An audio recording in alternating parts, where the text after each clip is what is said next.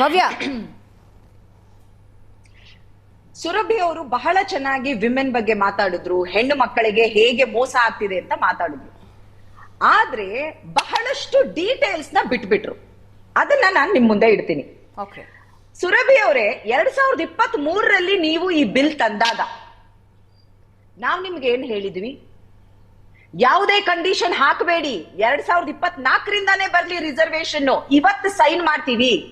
Delimitation ಇದನ್ನು ಯಾಕೆ link ಮಾಡ್ತೀರಾ? ಅನ್ಕಂಡೀಷನಲ್ ಸಪೋರ್ಟ್ ಮಾಡ್ತೀವಿ ಅಂತ ನೀವೇನ್ ಮಾಡಿದ್ರಿ? ಅವಾಗ 2024ರ ಎಲೆಕ್ಷನ್ ಯೂಸ್ ಮಾಡ್ಕೊಳಕ್ಕೋಸ್ಕರ ಹೆಸರಿಗೆ ಪಾಸ್ ಮಾಡ್ಬಿಟ್ಟು 27ರಲ್ಲಿ ಡಿಲಿಮಿಟೇಷನ್ ಮುಗಿಯುತ್ತೆ, ಅವಾಗಿಂದ ಜಾರಿಗೆ ಬರುತ್ತೆ ಅಂತ ನೀವ್ ಹೇಳಿದ್ರಿ. ಸರಿ, ಹೆಣ್ಣು ಮಕ್ಳಿಗೋಸ್ಕರ ನೀವ್ ಇಷ್ಟೆಲ್ಲ ಹೇಳಿದ್ರು ಸೈನ್ ಮಾಡಿದ್ವಿ, ಪ್ರತಿಯೊಬ್ರು ಸೈನ್ ಮಾಡಿದ್ವಿ ಅಲ್ವಾ? ಈಗೇನಾಯ್ತು ಅಂತ ಆ ಬಿಲ್ ಪಾಸ್ ಆಗಿರೋ ಬಿಲ್ ನ ಚೇಂಜ್ ಮಾಡಿ ನೀವು ಇದ್ದಕ್ಕಿದ್ದಂಗೆ ಏನೋ ಒಬ್ರಿಗೆ ಕನ್ಸು ಬಿದ್ದಂಗೆ ಎದ್ದು ಬಂದು 3 ದಿನ ಸ್ಪೆಷಲ್ ಸೆಷನ್ ಮಾಡಿ ಇಡೀ ಫಾರ್ಮುಲಾ ಚೇಂಜ್ ಮಾಡಿ 2026ರಲ್ಲಿ ಆಗುವಂತಹ ಸೆನ್ಸಸ್ ಡಿಲಿಮಿಟೇಷನ್ ಅಲ್ಲ, 2011ರ ಸೆನ್ಸಸ್ ಮೇಲೆ ನಾವು ಮಾಡ್ತೀವಿ ಅಂದ್ರಿ. ಎಲ್ಲರೂ ಇದು ಮೋಸ ಆಗುತ್ತೆ. ಇವತ್ತೇ ನೋಡಿ, ಇವತ್ತಿರುವಂತಹ ಸೀಟ್ಸ್ ಅಲ್ಲೇ ನಮ್ಮ ಸೌತ್ ಇಂಡಿಯಾಗೆ ಮೋಸ ಆಗಿದೆ. ನೀವು ಮಾಡಿದ್ರೆ ತಿರ್ಗಾ ಅದು ಮೋಸ ಆಗುತ್ತೆ ಅಂದ್ರೆ 50% ಇನ್ಕ್ರೀಸ್ ಆಗುತ್ತೆ ಅಂದ್ರಿ. ಮೋಸನೇ ಆಗಲ್ಲ ಅಂದ್ರಿ. ಇವಾಗ ಮ್ಯಾಥಮೆಟಿಕ್ಸ್ ಅನ್ನೋದಕ್ಕೆ ಯಾವ ಪಕ್ಷ ಇಲ್ಲ ಅಲ್ವಾ? ಗಣಿತಕ್ಕೆ ಯಾವುದೇ ಪಕ್ಷ ಇಲ್ಲ. ನಾನು ಗಣಿತವನ್ನ ನಿಮ್ ಎಲ್ಲರ ಮುಂದೆ, ಕರ್ನಾಟಕದ ಜನತೆ ಮುಂದೆ ಇಡ್ತೀನಿ. ಸ್ಟಾಲಿನ್ ನಮ್ ರೆಪ್ರೆಸೆಂಟೇಟಿವ್ ಅಲ್ಲ, ಆದ್ರೆ ಕರ್ನಾಟಕದ ಹೆಣ್ಣು ಮಗಳ ರೆಪ್ರೆಸೆಂಟೇಟಿವ್ ನಾನು ಕೂಡ, ಸುರಭಿ ನೀವು ಕೂಡ. ಅದಕ್ಕೆ ಮಾತಾಡೋಣ. 80 ಸೀಟ್ ಇವತ್ತು ಉತ್ತರ ಪ್ರದೇಶಕ್ಕೆ ಇವತ್ತಿರೋದು ಪಾರ್ಲಿಮೆಂಟ್ ಅಲ್ಲಿ ಎಂಪಿಗಳು 80 ಜನ ಇದ್ದಾರೆ ಉತ್ತರ ಪ್ರದೇಶದಿಂದ. ಕರ್ನಾಟಕದಿಂದ ಬರೀ 28 ಜನ ಇದ್ದಾರೆ. ಯಾಕೆ? ನಮ್ಮ ಜನಸಂಖ್ಯೆ ಕಡಿಮೆ ಇರೋದಕ್ಕೆ. ನಾವು ಜನಸಂಖ್ಯೆಯನ್ನ ನಿಯಂತ್ರಣ ಮಾಡಿ ನಾವು ಅಭಿವೃದ್ಧಿ ಕಡೆ ಗಮನ ಕೊಟ್ಟಿದ್ಕೆ ನಮಗ್ ಸಿಕ್ಕಿದಂತಹ ಪನಿಷ್ಮೆಂಟ್ ಏನು? 28 ಜನ. ಓಕೆ, ಅದು ನಡೆದು ಬಿಟ್ಟಿದೆ, ಫ್ರೀಸ್ ಆಗ್ಬಿಟ್ಟಿದೆ. ಇವಾಗ ನೀವ್ ಹೇಳೋ ಪ್ರಕಾರ 80 ಜನ ಇರುವಂತಹ ಉತ್ತರ ಪ್ರದೇಶ 120 ಜನ ಆಗ್ತಾರೆ. 28 ಜನ ಇರುವಂತಹ ಕರ್ನಾಟಕದವರು 42 ಜನ ಆಗ್ತಾರೆ. ಇವತ್ತು 28ಕ್ಕೂ 80ಕ್ಕೂ ಇರುವಂತಹ ಅಂತರ 52 ಜನ ಎಂಪಿಗಳು ಜಾಸ್ತಿ ಇದ್ದಾರೆ ಉತ್ತರ ಪ್ರದೇಶದಲ್ಲಿ. ಇವಾಗ ನೀವು 120 ಆದ್ರೆ ಉತ್ತರ ಪ್ರದೇಶ 78 ಜನ ಎಂಪಿಗಳು ಜಾಸ್ತಿ ಇರ್ತಾರೆ ಕರ್ನಾಟಕಕ್ಕಿಂತ. ಇದು ಕರ್ನಾಟಕದ ಹೆಣ್ಣು ಮಕ್ಕಳಿಗೆ ಈ 14 ಎಕ್ಸ್ಟ್ರಾ ಸೀಟ್ ಕೊಡ್ತೀರಲ್ಲ, ಸಿಗ್ಬೋದು ನಮಗೆ. ಆದ್ರೆ ಇದು ಕರ್ನಾಟಕದ ಹೆಣ್ಣು ಮಕ್ಕಳಿಗೆ ಆಗ್ತಿರೋ ಅನ್ಯಾಯನ ಅಲ್ವಾ? ಉತ್ತರ ಪ್ರದೇಶ ಹೆಣ್ಣು ಮಕ್ಕಳಿಗೆ 1 ನಿಮಿಷ 40 ಸೀಟ್ ಸಿಗುತ್ತೆ. ಕರ್ನಾಟಕದಿಂದ ಎಷ್ಟು ಸಿಗುತ್ತೆ?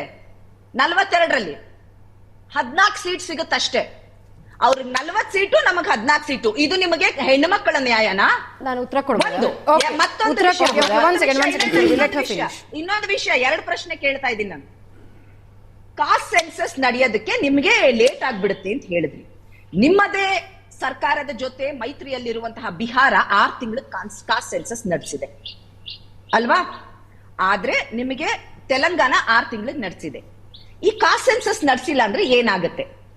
ಹಿಂದುಳಿದ ವರ್ಗಗಳು, ದಲಿತ ವರ್ಗಗಳು, ಈ ಒಂದು ಸಮುದಾಯದ ಹೆಣ್ಣು ಮಕ್ಕಳು, ಇಷ್ಟು ಜನಕ್ಕೆ ಮೋಸ ಆಗುತ್ತೆ. ಯಾಕೆ ಅಂದ್ರೆ ಕಾಸ್ಟ್ ಸೆನ್ಸಸ್ ನಡೆಸಿಲ್ಲ ಅಂದ್ರೆ, ಅದರ ಪ್ರಕಾರ ಡಿಲಿಮಿಟೇಷನ್ ಆಗಿಲ್ಲ ಅಂದ್ರೆ ಆ ಹೆಣ್ಣು ಮಕ್ಕಳಿಗೆ ಒಂದು ರೆಪ್ರೆಸೆಂಟೇಷನ್ ಸಿಗೋದಿಲ್ಲ. ಆಯ್ತಾ?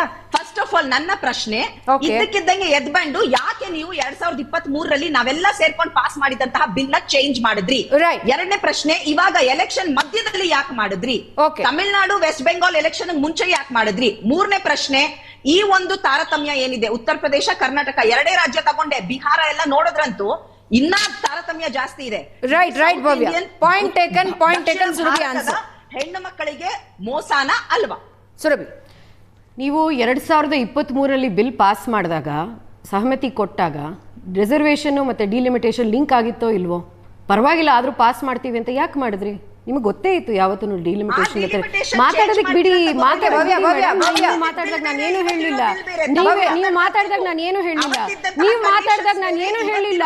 ದಕ್ಷಿಣ ಭಾರತದಲ್ಲಿ ಒಂದು ಫೈರ್ಗೆ ಫ್ಯೂಲ್ ಹಾಕ್ತಾ ಇದ್ದೀರಾ ನೀವು. ಯಾಕೆ ಅಂದ್ರೆ ಅಲ್ಲ, ನಾನು ಮಾತಾಡೋದಕ್ಕೆ ಬಿಡಿ. ಅಲ್ಲ, ನೀವು ಮಾತಾಡಿದಾಗ ನಾನು ಮಾತಾಡ್ಲಿಲ್ಲ. ಭವ್ಯ ಅವರೇ, ದಯವಿಟ್ಟು ನೀವು ಬುಲ್ಡೋಸ್ ಮಾಡೋದಕ್ಕೆ ಆಗೋದಿಲ್ಲ. ಯಾಕೆ ಅಂದ್ರೆ ನಂಬರ್ಸ್ ಡೋಂಟ್ ಲೈ. ಕರೆಕ್ಟ್ ನೀವು ಹೇಳಿದ್ದು, ನಂಬರ್ಸ್ ಡೋಂಟ್ ಲೈ, ಮ್ಯಾಥಮೆಟಿಕ್ಸ್ ಯಾವುದು ಪೊಲಿಟಿಕಲ್ ಪಕ್ಷ ಇಲ್ಲ. ಸೊ ಇವಾಗ ನೀವೇ ತಂದಿದ್ದಂತ 1971 ಡಿಲಿಮಿಟೇಷನ್ ಫ್ರೀಸ್ ಮಾಡೋದು ಎಂಡ್ ಆಗತ್ತಲ್ಲ, ಏನಾಗತ್ತೆ ಆವಾಗ? ಏನಾಗತ್ತೆ? 2026-27 27 ಅಲ್ಲಿ ಬರುವಂತ ಸೆನ್ಸಸ್ ಪ್ರಕಾರ ಮಾಡಿದ್ರೆ ದಕ್ಷಿಣ ಭಾರತಕ್ಕೆ ಲಾಸ್ ಆಗತ್ತೋ ಗೇನ್ ಆಗತ್ತೋ? ಇವತ್ತು ಕೊಟ್ಟಿರೋ ಫಾರ್ಮುಲಾ ಪ್ರಕಾರವಾಗಿ ಬೆಸ್ಟ್ ಕೇಸ್ ಸಿನಾರಿಯೋ, ಇನ್ನೊಂದು ಬಾರಿ ಹೇಳ್ತಾ ಇದೀನಿ, ಬೆಸ್ಟ್ ಕೇಸ್ ಸಿನಾರಿಯೋ ಇಲ್ಲ, ನೀವೇನ್ ಹೇಳಿದ್ರೆ ಏನು ಮಾಡಬೇಡಿ ಅಂತ ಹೇಳಿದ್ರೆ ಅದು ರೆಪ್ರೆಸೆಂಟೇಷನ್ ನಿಜವಾಗ್ಲೂ ಕರೆಕ್ಟ್ ಆಗಿ ಆಗ್ತಾ ಇದೆಯಾ? ಇವತ್ತು ಇರುವಂತಹ ಜನಸಂಖ್ಯೆ ವರ್ಸಸ್ ನಂಬರ್ ಆಫ್ ರೆಪ್ರೆಸೆಂಟೇಟಿವ್ಸ್ ನಿಮಗೆ ಏನಾಗಿದೆ ಅಂದ್ರೆ ಅಭ್ಯಾಸ, ಎಷ್ಟು 30 ವರ್ಷದಲ್ಲಿ ಕಾಂಗ್ರೆಸ್ ಪ್ರತಿ ಬಾರಿನೂ ಈ ಒಂದು ಬಿಲ್ ಮಹಿಳಾ ಮೀಸಲಾತಿ ವಿಷಯ ಬಂದಾಗ ಇಫ್ ಬಟ್ ನನಗೆ ಗೃಹ ಮಂತ್ರಿಗಳು ಹೇಳ್ದಂಗೆ ಇಲ್ಲ ಇದು ಮಾಡೋಣ ಆದ್ರೆ ಬೇಡ ಹಿಂಗೇನೆ ನೀವು ಮಾಡ್ಕೊಂಡು ಬಂದಿರೋದು. ನೀವು ಈ ಬಿಲ್ ಪಾಸ್ ಮಾಡಲಿಲ್ಲ, 2023 ಪಾಸ್ ಮಾಡಿದ್ದು ಇದೇ ನರೇಂದ್ರ ಮೋದಿ ಸರ್ಕಾರ. ಉತ್ತರ ಪ್ರದೇಶ, ಬಿಹಾರ ಮತ್ತೆ ಕರ್ನಾಟಕದ ಒಂದು ಅಂತರ ಹೇಳಿದ್ರಿ, proportional increase madam, proportional increase. ನಿಮಗೆ ಇನ್ಕ್ರೀಸೇ ಬೇಡ.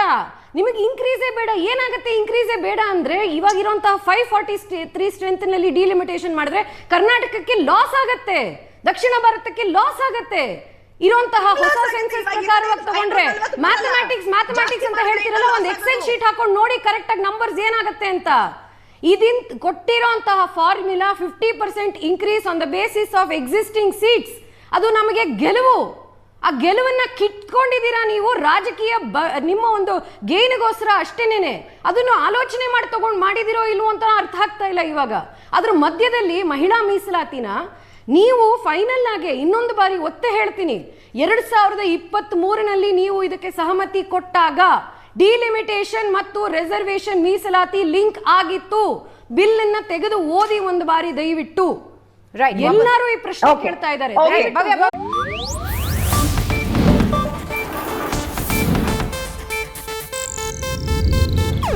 ಇದು ಏಷ್ಯಾನೆಟ್ ನ್ಯೂಸ್ ನೆಟ್ವರ್ಕ್ ಪ್ರಸ್ತುತಿ.